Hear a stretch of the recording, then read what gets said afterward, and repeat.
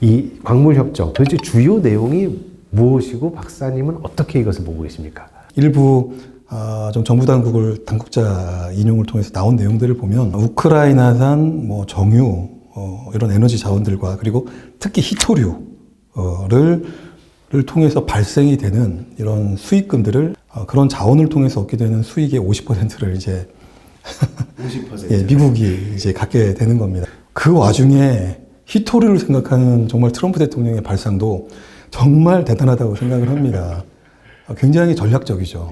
굉장히 전략적이죠. 아까 말씀하셨던 대로 4차 산업혁명에서 굉장히 중요한 진짜 그야말로 공급망 전쟁의 핵심 소재, 뭐 부품 이런 것들의 그 근간이 되는 히토류를 어떻게 이렇게 생각을 했을까 대단합니다. 조 바이든 대통령은 그런 생각을 전혀 할 수가 없었는데 이제 조 바이든 대통령 시절에 300조 가까이 쏟아부었던 그것을 차관을 이제 다시 상환을 해야 되는데 그것을 일종의 히토류로 받겠다는 겁니다. 사실 히토류 문제라고 하는 것은 이제 중국이 상당한 패권을 가지고 있거든요. 전 세계 글로벌 차원의 시장에서 대략 적게는 60%에서 많게는 80% 이상의 시장을 점유하고 있기 때문에 미국은 공급망 전쟁에서 졌습니다. 물론 과거에도 미국은 히토류에서 강국이었죠. 그런데 이제 그게 정제 과정에서 나오는 뭐 유독성 물질, 방사성 폐기물 이런 문제들 때문에 미국 입장에서 더 이상 환경 오염을 시키고 또 노동권이 이렇게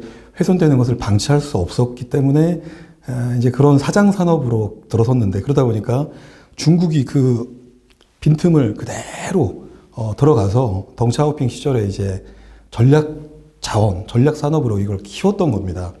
그러다 보니까 이제 공급망에서 어려움을 겪게 되고 무슨 국가 간의 분쟁이 생기면 중국은 히토류 가지고 장난을 치는 것이죠. 그러다 보니까 첨단 뭐 산업 디스플레이나 반도체, 연구 자석, 심지어 뭐 신재생 에너지 시설들을 포함한 굉장히 다양한 이런 부품들에 이 히토류가 너무 필요한 자원이다 보니까 트럼프 대통령이 우크라이나에 히토류 많잖아. 그걸로 상환해라. 그래서 광물협정에 그 내용이 이제 반영이 된 것이고요.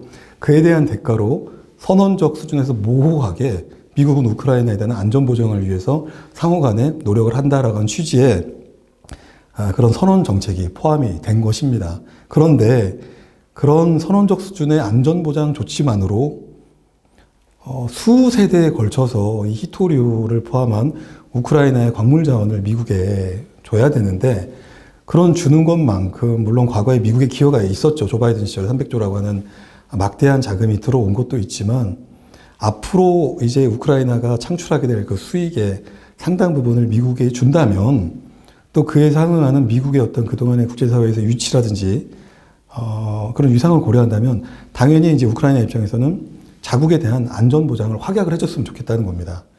그런데 지금은 너무 모호한 거죠. 그렇기 때문에 2월 28일 오벌 오피스에서 미국 우크라이나 정상 간에 사실은 어떤 합의에 이르기는 쉽지 않았던 것이고 그것을 누구보다 잘 알고 있는 젤렌스키 대통령입니다. 3년간 지금 이렇게 어렵게 정말 전쟁을 끌어가고 있기 때문에 이제는 굉장한 정치적인 능력을 확보를 했고 또 생존을 위해서 그만큼 눈치도 좋아진 것이죠. 그래서 그런 안전보장이 확약이 되지 않는 상태에서 수십 세대에 걸쳐서 이제는 우크라이나 표현으로 약탈적으로 이 광물을 미국에 내어줄 수 없기 때문에 확실한 안전보장을 받고 그리고 나서 광물협정에 서명을 하겠다는 겁니다.